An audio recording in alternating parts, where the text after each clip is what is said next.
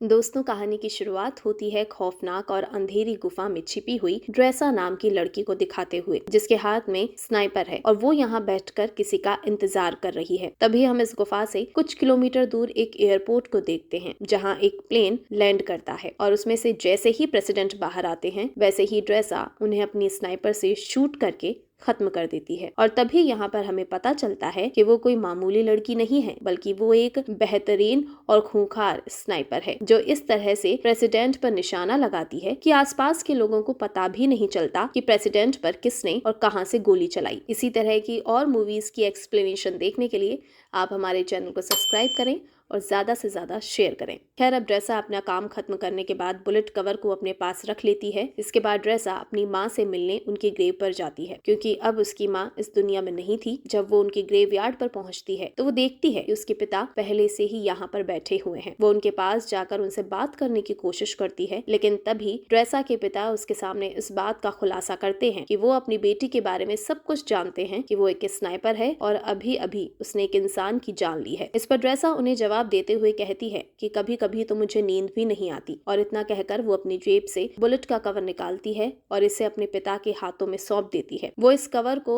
और भी बाकी इकट्ठा किए हुए कवर के साथ रख देते हैं। और यहाँ पर हमें पता चलता है कि ड्रेसा ने पहले भी बहुत सारे लोगों को मौत के घाट उतारा है। अब ड्रेसा के पिता उसे अपने कैंसर के बारे में बताते हैं और कहते हैं कि मेरे पास बहुत कम समय बचा है और मैं केवल कुछ ही दिनों का मेहमान हूँ, लेकिन आने वाले दिनों में अगर मैं नहीं मरा तो इस वैलेंटाइन डे के दिन मैं खुद अपनी जान ले लूंगा। ये सुनते ही ड्रेसा के पैरों तले जमीन खिसक जाती है। अब वो अपने पिता को ऐसा करने से मना करती है, लेकिन वो ड्रेसा से यही कहते हैं कि ये हम दोनों की आखिरी मुलाकात है और शायद अब हम ना मिलें। वहीं दूसरी तरफ हम लिवाई नाम के एक आदमी को देखते हैं, जिसे उसके बुरे सपनों ने परेशान कर रखा है। इसलिए लिवाई समुद्र के किनारे बैठकर अक्सर पोयम लिखता है और आज भी वो यहीं पर बैठा हुआ है। तभी लिवाई के पास अचानक एक मैसेज आता है, जिसमें उसे एक एड्रेस पर आने के लिए कहा जाता है। लिवाई मैसेज पढ़ते ही तुरंत अपनी गाड़ी में बैठकर निकल जाता है और उस एड्रेस पर पहुंच जाता है। जैसे ही वो घर के अंदर एंटर करता है तो वहाँ उसकी मुलाकात एक लेडी से होती है, जिसका नाम होता है बार्थोल्यूम। और इन दोनों की बातों से हमें ये पता चलता है कि लिवाई पहले मिलिट्री में एक स्नाइपर हुआ करता था, लेकिन अब उसने इस काम से रिटायरमेंट ले लिया है और अपना ज्यादातर समय घर पर ही बिताता है। यहाँ बार्थो लिवाई से बात करती है और उसे एक नया मिशन सौंपते हुए कहती है कि मैं तुम्हें किसी दूसरी जगह मिशन पर भेजना चाहती हूँ, क्योंकि तुम एक बहुत अच्छे स्नाइपर हो, इसलिए ये काम सिर्फ तुम ही कर सकते हो। साथ ही लिवाई से ये भी पूछती है कि क्या तुम्हारी फैमिली में कोई ऐसा है जो तुम्हारे जाने के बाद तुम्हें मिस करे, क्योंकि हो सकता है कि तुम वहाँ जाने के बाद उनसे कभी ना मिल पाओ। ये सुनकर लिवाई थोड़ा सोच में पड़ जाता है और बार्थो से कहता है कि मेरी फैमिली में ऐसा कोई नहीं है और मैं अकेला रहता हूँ। इसके बाद बार्थो मिशन की सारी जानकारी बाद में देने के लिए कहती है। इसके बाद लिवाई को बेहोश कर दिया जाता है और जब उसकी आंख खुलती है तो वो अपने आप को एक प्लेन में पाता है, लेकिन लिवाई को अब तक ये नहीं पता था कि उस मिशन के लिए कौन से देश ले जाया जा रहा है। इसलिए वो प्लेन में मौजूद स्टाफ से जब ये बात पूछने की कोशिश करता है, तब सभी उसकी बात को इग्नोर कर देते हैं और एक पायलट आकर लिवाई को बताती है कि तुम्हारी डेस्टिनेशन आ चुकी है और अब वो उसे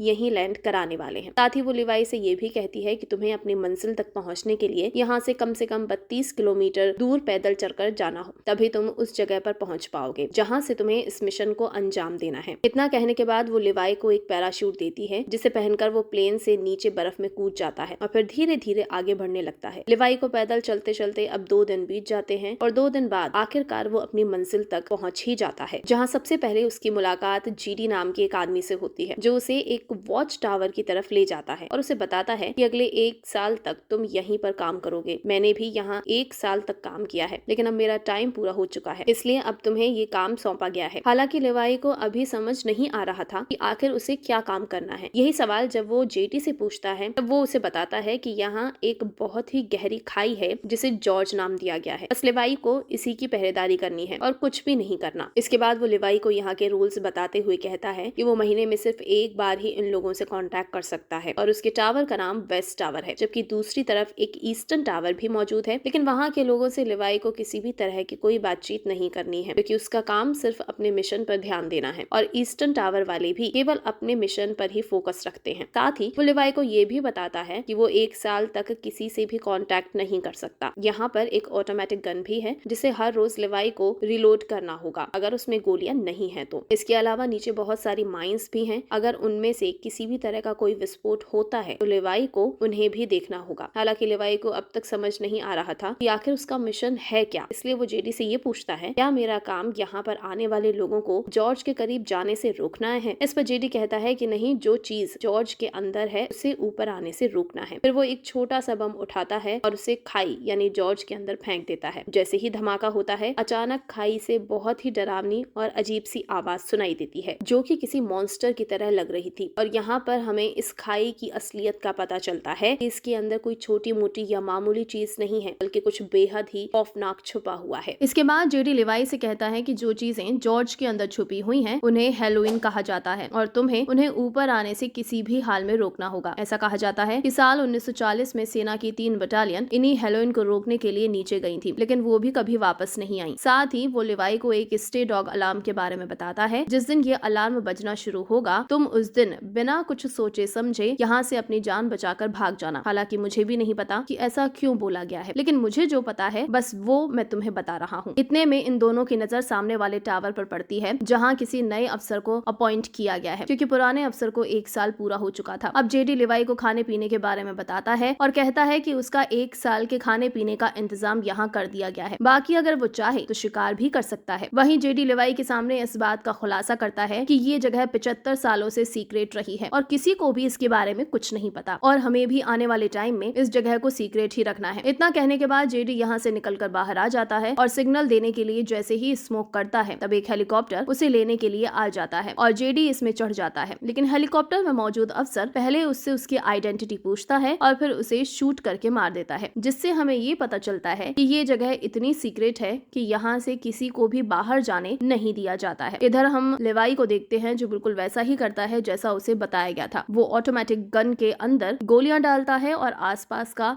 जायजा लेने लग जाता है। जब पूरा 1 महीना गुजर जाता है तब वो यहाँ से किसी को कांटेक्ट करने की कोशिश करता है और उन्हें बताता है कि मेरा किसी भी दुश्मन से कोई आमना सामना नहीं हुआ है। इतना कहकर वो कॉल कट कर देता है क्योंकि उसे बस इतनी ही बातें करने की इजाजत दी गई थी और ये मैसेज उसे हर महीने में केवल 1 बार ही भेजना है। इसके बाद वो अलमारी में रखी किताबें पढ़ने लगता है। तभी उसकी नजर दीवार पर लिखे हुए कुछ मैसेज पर पड़ती है जो यहाँ रहने वाले इंसानों ने अपने अपने एक्सपीरियंस के हिसाब से लिखे थे। इन्हें पढ़ने के बाद लिवाई बाहर आ जाता है और एक टेलीस्कोप की मदद से दूसरे टावर को देखने की कोशिश करता है जहाँ उसे एक लड़की बैठी हुई दिखाई देती है जो कि कोई और नहीं बल्कि ड्रेसा ही थी। ड्रेसा की खूबसूरती देखकर लिवाई उसे देखता ही रह जाता है, लेकिन बात करने की कोशिश नहीं करता क्योंकि उसे दूसरे वॉच टावर से कांटेक्ट करने के लिए मना किया गया था। इसी तरह लिवाई को यहाँ 2-3 महीने बीत जाते हैं और अब ड्रेसा भी उसके बारे में जान चुकी थी। इसलिए एक दिन जब उसका बर्थडे होता है तो वो लिवाई से बात करने का फैसला करती है और एक पेपर पर लिखकर लिवाई से उसका नाम पूछती है। ये देखने के बाद वो भी एक बोर्ड उठाता है और उसके जरिए ड्रेसा को बातचीत करने से मना करता है, लेकिन ड्रेसा फिर भी उसे अपना नाम बता देती है, जिसके बाद लिवाई भी बिना ज्यादा कुछ सोचे समझे अपना नाम लिख देता है और इस तरह दोनों में दोस्ती हो जाती है। एक दिन जब लिवाई को पता चलता है कि ड्रेसा एक स्नाइपर है तो वो उसका टेस्ट लेने के लिए उसके सामान पर निशाना लगाता है, जिसके बाद ड्रेसा भी अपने आप को प्रूफ करने के लिए स्नाइपर उठाती है और उसके वॉच टावर पर निशाना लगाती है। लेकिन तभी उसकी नजर कुछ मॉन्स्टर पर पड़ती है जो कि खाई से बाहर आ रहे थे। वो जल्दी से लिवाई को इशारा करके ये बात बताने की कोशिश करती है, जिसके बाद वो उन मॉन्स्टर पर ताबड़तोड़ फायरिंग शुरू कर देता है, लेकिन उनकी तादाद बहुत ज्यादा थी, इसलिए ड्रेसा भी लिवाई की मदद करती है और अपने वॉच टावर से ही उन मॉन्स्टर का खात्मा कर देती है। पर इसी दौरान एक मॉन्स्टर उसके पास पहुंच जाता है जो देखने में आधा इंसान और आधा जानवर जैसा था। ड्रेसा जब उसे देखती है तो वो अपनी जान बचाने के लिए उस पर गोलियां चलाने की कोशिश करती है, लेकिन कोई फायदा नहीं होता। वो मॉन्स्टर लगातार ड्रेसा की तरफ बढ़ता रहता है, लेकिन सही वक्त पर लिवाई उसे शूट करके उसकी जान बचा लेता है। इसके बाद अगले दिन लिवाई माइंस के अंदर जाता है जहाँ अचानक खाई में से एक छोटा सा ड्रोन निकलता है और उड़कर यहाँ से चला जाता है, लेकिन उसके जाने से पहले लिवाई और ड्रेसा दोनों इसे देख लेते हैं, लेकिन इन्हें पता नहीं होता कि आखिर ये है क्या। इस तरह इन दोनों को यहाँ कुछ महीने और बीत जाते हैं और अब दिसंबर का महीना शुरू हो चुका है, जहाँ एक दिन अब लिवाई ड्रेसा से मिलने का फैसला करता है और वो अपने आरपीजी में जहाँ मिसाइल डाली जाती है उस जगह पर एक रस्सी को बांध देता है। उसे ऐसा करते हुए ड्रेसा भी देख लेती है, लेकिन उसे भी समझ नहीं आता है कि आखिर लिवाई करना क्या चाहता है। इतने में ही लिवाई इस मिसाइल को दूसरी तरफ छोड़ देता है जो कि एक रस्सी के सहारे बंधी हुई थी और ये रस्सी ड्रेसा के पास पहुंच जाती है, जिसके बाद वो इसे एक पेड़ पेड़ से बांध देती है और फिर लिवाई इसके सहारे यहाँ से दूसरे वॉच टावर पर पहुंच जाता है। इधर ड्रेसा जब उसे देखती है तो उसे बहुत ज्यादा खुशी होती है, पर वो लिवाई को गले लगाने से पहले उसे नहाने के लिए कहती है और खुद सीसीटीवी कैमरे की मदद से लिवाई को नहाता हुआ देखती है। इसके बाद ये दोनों एक दूसरे से बहुत सारी बातें करते हैं और इस दौरान ड्रेसा लिवाई से पूछती है कि तुमने सबसे लंबा शॉट कब मारा था। इस पर लिवाई बताता है कि मैंने 3240 मीटर दूर से एक आदमी को मार गिराया था। पहले मैं मरीन में काम किया करता था। इसके बाद वो ड्रेसा से पूछता है कि आखिर इस जगह में ऐसा क्या है जो इसे इतना सीक्रेट रखा गया है। तब ड्रेसा उसे ज्यादा ना सोचने और अपने काम से काम रखने के लिए कहती है। साथ ही उसे अपने पिता के बारे में भी बताती है जो शायद अब तक मर चुके होंगे। इसके बाद वो म्यूजिक प्ले करती है और लिवाई से डांस करने के लिए कहती है। इसके बाद ये दोनों साथ में डांस करते हैं और एक दूसरे के करीब आ जाते हैं। इसी दौरान लिवाई ड्रेसा को अपनी कविताओं के बारे में बताने लगता है और उसे कहता है कि मैंने तुम्हारे लिए भी एक पोयम लिखी है। इतना सुनते ही ड्रेसा उसे पोयम सुनाने के लिए कहती है, लेकिन लिवाई उसे ये कहकर मना कर देता है कि जब हम दोनों यहाँ से निकल जाएंगे तब मैं तुम्हें ये पोयम दूंगा। अब सुबह होते ही लिवाई यहाँ से जाने का फैसला करता है, लेकिन जैसे ही वो बीच रास्ते में पहुंचता है तो देखता है कि मॉन्स्टर उसके वॉच टावर पर चढ़ रहे हैं। पर टावर पर लगी माइन से जब वो टकराते हैं तो एक बहुत बड़ा धमाका होता है जिससे लिवाई की रस्सी जल जाती है और वो इस खाई में गिर जाता है। इधर ड्रेसा भी ये सब देख रही होती है, इसलिए वो लिवाई को बचाने के लिए जल्दी से एक पैराशूट लेती है और बिना कुछ सोचे समझे खाई में कूद जाती है। जिसके बाद हम ड्रेसा को एक नदी में बहते हुए देखते हैं जो कि इस खाई के अंदर मौजूद थी। वो किसी तरह से अपने आप को बचाकर किनारे तक ले आती है। वहीं हम लिवाई को एक पेड़ से लटका हुआ देखते हैं जहाँ अचानक एक बड़ा सा केकड़ा आकर उस पर हमला कर देता है, जिस वजह से लिवाई को पेड़ की जड़ें पूरी तरह से जकड़ लेती हैं। इससे पहले कि वो लिवाई को नुकसान पहुंचा पाती, यहाँ ड्रेसा आकर उसे बचा लेती है और ये दोनों इस जगह को देखने लगते हैं। तभी यहाँ कुछ होलो मैन घोड़े पर सवार होकर आते हैं और इन पर हमला कर देते हैं, लेकिन लिवाई और ड्रेसा इनसे डरने के बजाय इनका डट कर मुकाबला करते हैं और 2 हॉल मैनों को मार देते हैं, लेकिन एक वहाँ से भाग जाता है। इधर लिवाई ने जिस हॉलो मैन को मारा था वो अब उसे चेक करने के लिए उसके पास जाता है तो देखता है कि इसने वर्दी पहनी हुई है। वर्दी को देखते ही लिवाई को जेडी की बताई गई बात याद आती है कि आज से सालों पहले 3 बटालियन सेना इस खाई के अंदर गिर गई थी जो कभी वापस नहीं आई, लेकिन ये अब तक जिंदा कैसे हैं? यही सवाल लिवाई को सोचने पर मजबूर कर देता है। खैर अब ये दोनों आगे बढ़ते हैं और एक ऐसी जगह पर पहुंच जाते हैं जहां इंसानों के अंदर से पेड़ बाहर निकल रहे थे। इन्हें देखकर ऐसा लगता है कि जैसे यहाँ किसी वायरस ने अपना आतंक फैलाया हो। अभी लिवाई और ड्रेसा इस खौफनाक मंजर को देख ही रहे थे, इतने में ही कुछ होलो मैन इनकी तरफ आने लगते हैं, जिनसे बचने के लिए ये दोनों एक चर्च में पहुंच जाते हैं। लेकिन चर्च का नजारा बेहद ही डरावना था क्योंकि यहाँ कई लोगों की डेड बॉडी पड़ी हुई थी जिन्होंने वायरस के कहर से बचने के लिए खुद ही अपनी जान ले ली थी। तभी ड्रेसा के ऊपर एक मकड़ी अटैक कर देती है जो कि देखने में काफी बड़ी थी। ऐसा लग रहा था मानो उस पर भी वायरस का असर हो गया था और वो जैसे ही इन पर हमला करती है ये दोनों मिलकर उसे शूट कर देते हैं। लेकिन तभी दरवाजा तोड़कर कुछ होलो मैन यहाँ आ जाते हैं जिन्हें देखते ही लिवाई और ड्रेसा जल्दी ही चर्च से भाग निकलते हैं और पहाड़ों के बीच बनी हुई एक सुरंग में पहुंच जाते हैं और दरवाजे को आगे बंद करके जब इस सुरंग को अंदर से देखते हैं तो उन्हें एक तरह की लैब दिखाई देती है जहाँ पहले कभी एक्सपेरिमेंट किए गए थे। यहाँ उन्हें एक बैकअप जनरेटर भी मिलता है जिसे ये लोग स्टार्ट कर देते हैं और फिर लिवाई को यहाँ एक डीवीडी प्लेयर भी मिलता है। डीवीडी के इस कैसेट को जब ये दोनों प्ले करते हैं तो स्क्रीन पर एक लेडी दिखाई देती है जो इस जगह को लेकर अपने सीक्रेट मिशन के बारे में बताती है। साथ ही वो आगे ये भी कहती है कि यहाँ हम एक केमिकल मिसाइल बना रहे थे जिसमें बहुत सारे लोग मिलकर काम कर रहे थे, लेकिन एक दिन जब इस जगह पर भूकंप आया तो भूकंप की वजह से जो मिसाइल हमने तैयार की थी वो लीक होनी शुरू हो गई। इस तरह ये केमिकल आसपास फैल गया जिसकी वजह से कई लोग इफेक्टेड हो गए और मैं भी इससे इफेक्टेड हूँ। हालांकि उन्होंने ये बात मिलिट्री को भी बताई थी और कहा था कि इस जगह के ऊपर बमबारी करके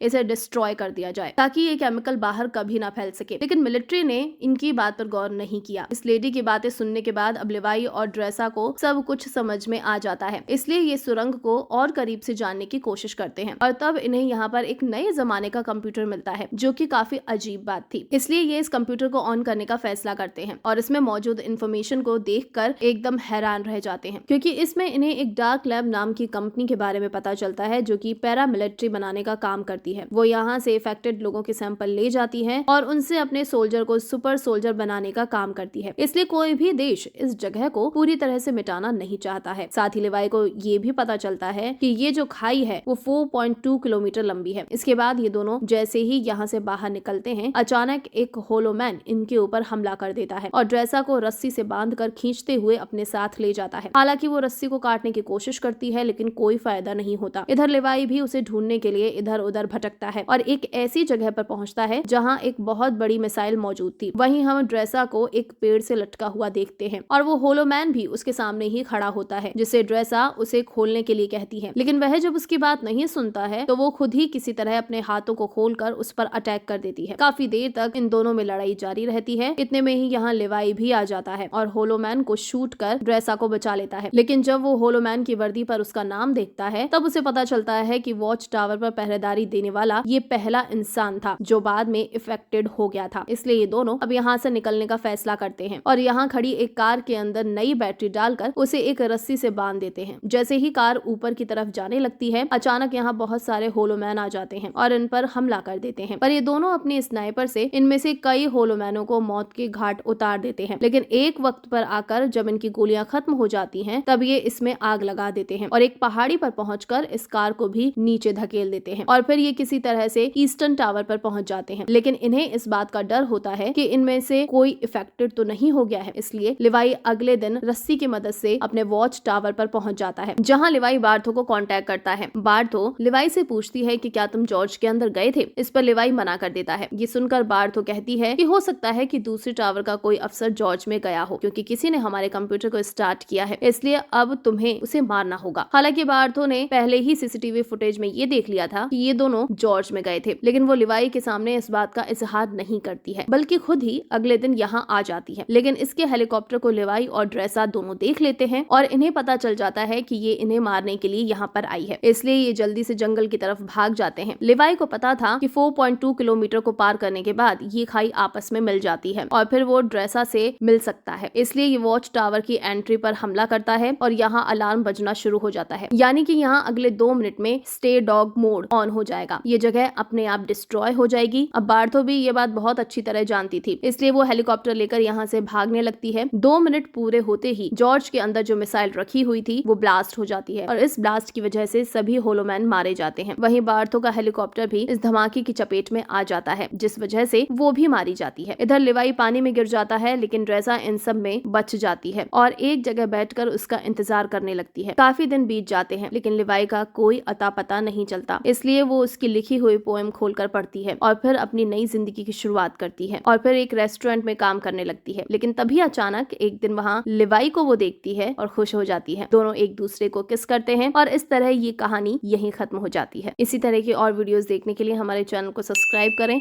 और बेल आइकन को जरूर प्रेस करें।